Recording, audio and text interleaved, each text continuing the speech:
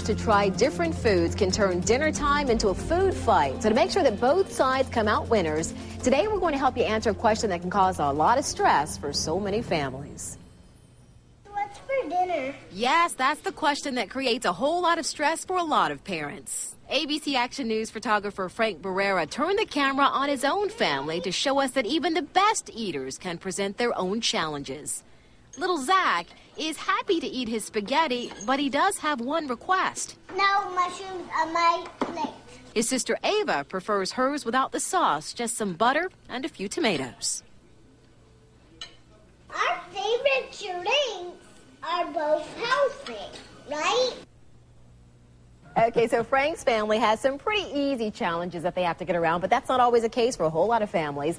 So Tampa Bay parenting publisher Angela Ardolino is here with some tips now to help us introduce our kids to healthy foods that they'll actually eat. And you go right to the two that parents have the most trouble with. You talk about fruits and veggies. Not so much the fruit, but definitely the veggies. What's your advice on that? Well, when they're younger, giving them a choice on which vegetable do you want is probably the best way to go. You're going to have a veggie, so pick one. Do you like green beans? Do you like broccoli? What's your favorite? Because we always have to have a veggie when we eat.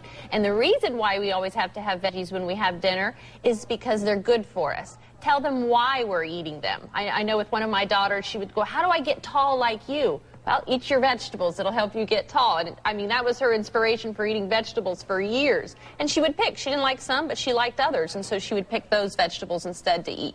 Getting them involved when you're at the grocery store, asking them to go pick out their favorite vegetables in the produce aisle is also a great idea. Then they get some ownership of it. Having them involved in the kitchen and cooking with it gives them a little bit more pride, and they want to try and taste what they like about their vegetables that they just cooked. So that's getting them to actually love the vegetables and understand the importance of them is what's so important. Okay, so some parents do struggle with snack time. They want to give the kids cookies and maybe some chocolate, and then they have trouble later on trying to get them to eat the healthy foods. But you say to stop that, just don't bring the junk food in the house at all. Don't make it an option. Don't have it. Don't bring the junk in. Don't eat the junk yourself. It's a great inspiration to get you to stop eating the junk.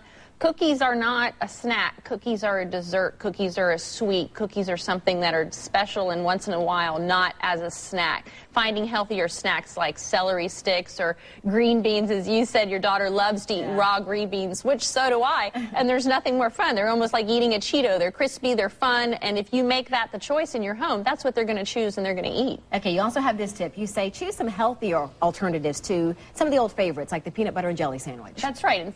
If they love the peanut butter and jelly, pick a whole wheat bread or a bagel or something for them to put it on to make it a little healthier.